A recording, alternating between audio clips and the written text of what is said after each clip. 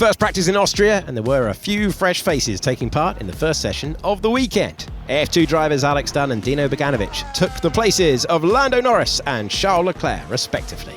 Formula 2 Championship leader Dunn is the first driver born in the Republic of Ireland to take part in an official session since 1982, when Derek Daly and Tommy Byrne took to the track. The Irish driver dealing with Formula 1's infamous frantic radio from the off. We can go purple, C3 position 6 for free speed for 9. Sonoda's gone hard, isn't it? I could hear like 3 people on the radio at once then. Copy. Dunn set an impressive time. It was less than a tenth of a second slower than his teammate Oscar Piastri, the Irishman closing the session in P4. I want to say a massive thank you. I think a little boy's dream came true, and this is definitely the best day of my life, so thank you everyone for letting me do this. Thanks Lando as well for trusting me with this car. Down at Ferrari is 3 times F2 podium finisher Beganovic in for Leclerc, the Swede in for his second practice session of the season, having also hit the track in Bahrain. And due to unforeseen circumstances, Max Verstappen's engineer Giampiero Lambiase will not be in Austria. The Dutchman will instead hear the voice of long-time F1 race engineer Simon Rennie this weekend. And the current world champion had a miscommunication of his own in the opening minutes of FP1. Bit of a gesticulation as well. Was it a thumbs up? Thumbs up. Verstappen's teammate Yuki Tsunoda went off-piste at the same turn, moments later. Yeah, the brake is very poor. Undershoot, copy. Big double front lock-up as soon as he hit the brakes there.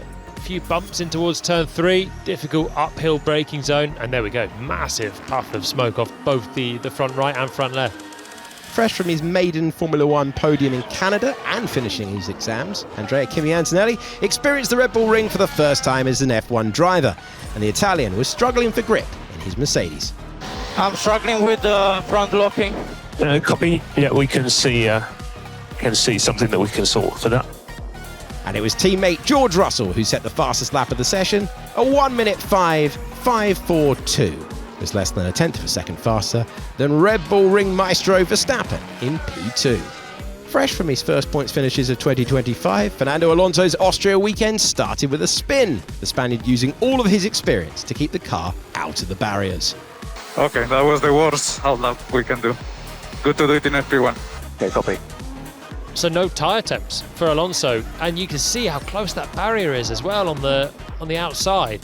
He has done well to spin it and keep it within the confines of the circuit, really. There is not a lot of margin. The Aston Martin driver also getting his first taste of side-by-side action, racing Pierre Gasly down to turn 3 as the session came to a close.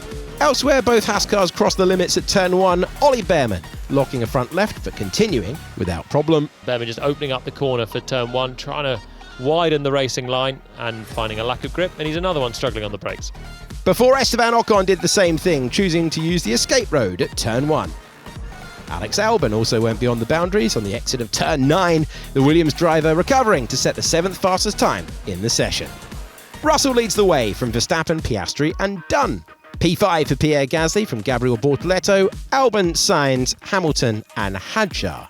11th for Antonelli ahead of Hülkenberg, Stroll, Alonso, Lawson and Colapinto. Tsunoda was 17th ahead of Beganovic, Ocon and Behrman.